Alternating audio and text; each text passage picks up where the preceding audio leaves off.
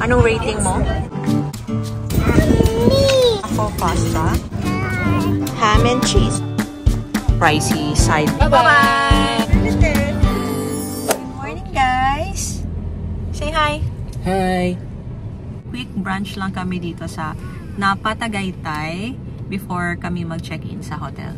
Tara, pakita ko rin sa inyo yung mga food na kakainin namin. And of course, yung view, tsaka yung, yung gastos, charot.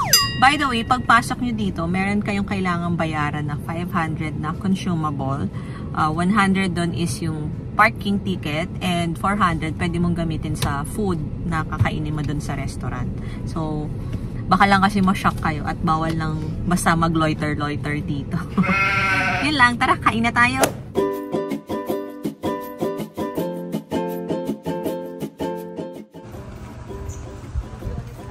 Hi, Daddy! Hi, say hi! Say hi! Say hi! Let's go, let's go, let's go! Pinadulas ako, diba?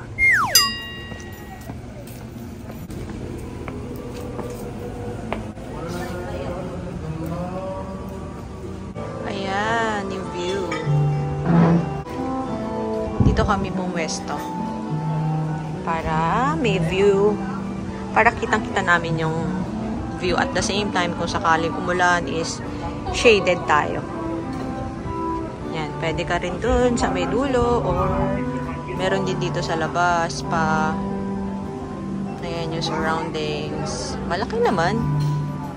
Yan. Okay, tingnan natin yung menu.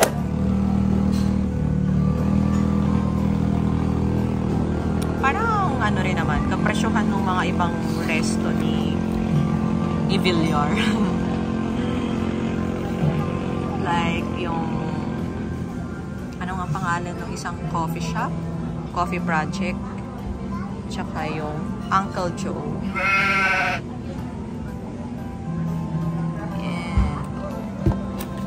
And pastries. Oh, medyo nasa pricey side din siya. But let's see. Baka, sabagay, halos same-same lang naman yung lasa ng mga food din ni Villar. I mean, medyo hawig yung lasa ni Coffee Project and ni Uncle Joe, diba?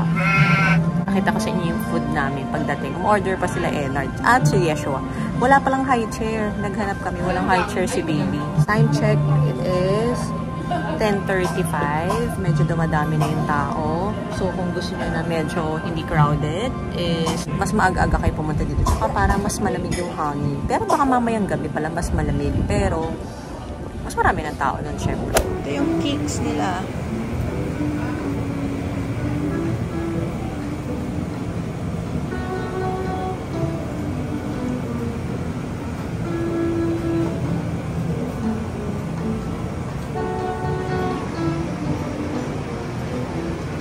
Ham. And cheese. Ham and cheese. What are you doing? Sit down, sit down. Sit down, baby. Sit down. What are you doing? Hi. Oh, sit down, sit down, sit down. Oh, nakahanap na siya ng playmate. Yeshua. Hi, say hi. Jingle all the way. Yummy! Yummy? Here's the food.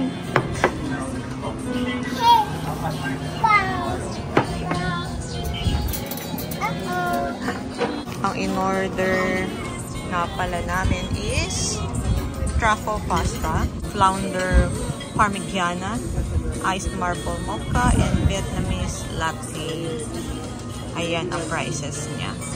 Ito yung sa akin, truffle pasta, and yung PNR, ang flounder parmigiana. Ayan ang coffee. Yummy?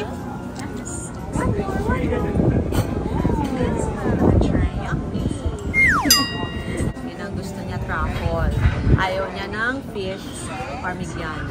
Tapos na kumain si Daddy. So, Daddy, anong rating mo out of 5 sa kinain mo? Ay, kinain ko? Oo. Ano tawag doon? Fish? It's the Flounder Parmigiano. Reason? Una, wala tayong kanin. Hindi lang naman na may rice, pero sana yung rice is hindi malalugaw sa sobra niya. Sticky. Lata, o sticky siya. I would appreciate it parang buwag-hag kasi mas masarap yun. Tapos, yung fish, kulang siya sa seasoning, kulang siya sa MSG. The coffee naman. Coffee, dito ako natuwa. Vietnamese latte is surprisingly okay. And yung sa mga kapatid niya na store, is ito rin yung usual drink ko. Is your third, kamusta mo yung food mo? Pasta, siguro 2 out of 5. Hindi ko alam, hindi siya masyadong lasa yung truffle. Hindi ko ba, nasasahan ko siya. Tapos yung kasi usually pagkakain ka ng truffle pasta, yung parang ma-addict ka. Parang gusto mong sunod-sunod subuin, yung gano'n. Siya kasi wala siyang ganong effect sa akin. Pero, mabenta naman siya kay baby, ito yung kinain niya, compare dun sa Flounder Parmigiana. Kaya, 2 over 5. In that drink, siguro 3 over 5. Marble Mocha, 3 over 5. Siyempre, i-rate mo rin naman siya relatively sa price na, di ba? Hindi lang, kumbaga yung lasa, tsaka yung presyo niya, if nararapat. Siguro kung mura siya, mas mataas yung rating natin. Pero kasi dahil mahal siya, mas mataas yung expectations natin. Medyo maingay ata kasi nanonood yung anak ko eh. So, please bear with us. Lang.